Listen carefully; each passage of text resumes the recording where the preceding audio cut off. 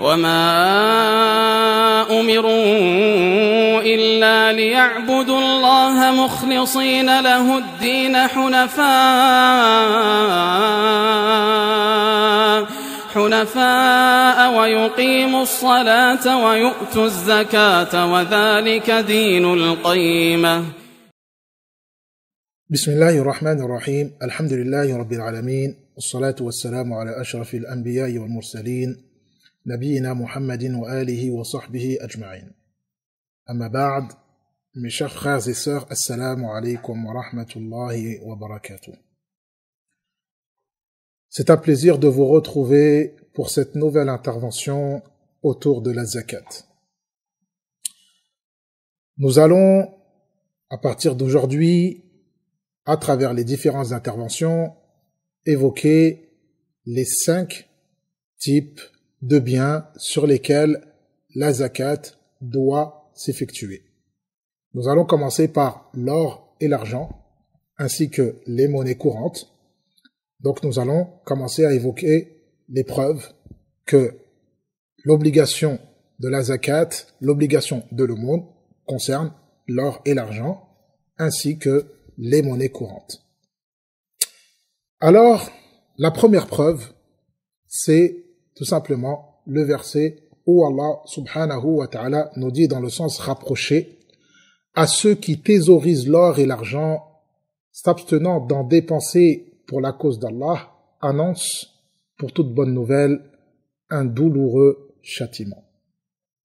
Ce verset prouve que l'obligation de s'acquitter de l'aumône concerne l'or et l'argent, car ce genre de menace n'est proféré que pour le délaissement d'une obligation. Également, la deuxième preuve, nous avons plusieurs hadiths, notamment celui dans lequel le prophète sallallahu alayhi wa sallam dit: toute personne qui possède de l'or ou de l'argent et qui ne donne pas leurs droits, le jour du jugement, on les transformera en plaques de feu et on les chauffera dans le feu de l'enfer. Ensuite, on brûlera avec ces plaques son flanc, son front et son dos. Et à chaque fois qu'elles refroidiront, elles seront chauffées à nouveau pendant un jour qui durera 50 000 ans, jusqu'à ce que tous les serviteurs soient jugés. Troisième preuve de l'obligation de s'acquitter de l'aumône sur l'or et l'argent ainsi que les monnaies courantes, c'est le consensus qui est établi par les ulama de la communauté sur l'or et sur l'argent. Et c'est l'avis de la grande majorité des savants concernant les biens et les monnaies courantes que nous avons aujourd'hui. Le deuxième point que nous allons évoquer, c'est le taux à prélever sur l'or, l'argent, ainsi que les monnaies courantes. Le taux de l'aumône obligatoire à prélever sur l'or et l'argent est 1/4 d'un dixième. Un demi-dinar sur les 20 dinars, c'est-à-dire 2,5%. Et pour tout surplus, qu'il soit peu ou beaucoup, le prélèvement sera compté en fonction de cela. Et l'on prélèvera également 5 dirhams sur tous les 200 dirhams d'argent. Et pour tout surplus, le prélèvement se fera en fonction de cela.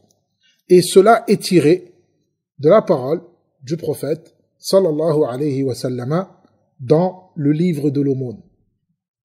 Le prophète sallallahu alayhi wa sallam a dit dans le sens rapproché de ses propos: ce que l'on doit prélever sur ar-riqqa.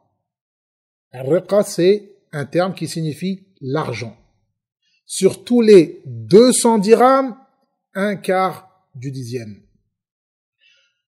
Dans un autre hadith, le prophète sallallahu alayhi wa sallam a dit, dans le sens rapproché de ses propos: tu ne devras t'acquitter de rien, c'est-à-dire sur l'or, jusqu'à ce que tu possèdes 20 dinars. Quand tu posséderas 20 dinars et qu'une année s'écoulera sur les 20 dinars, alors un demi-dinar devra être prélevé.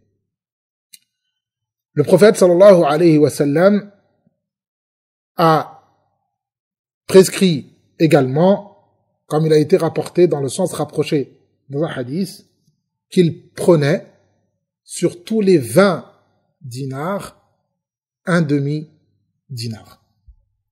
Tous ces textes, tous ces hadiths nous prouvent que le taux à prélever sur l'or, sur l'argent, également sur les monnaies courantes aujourd'hui, est de 2,5%.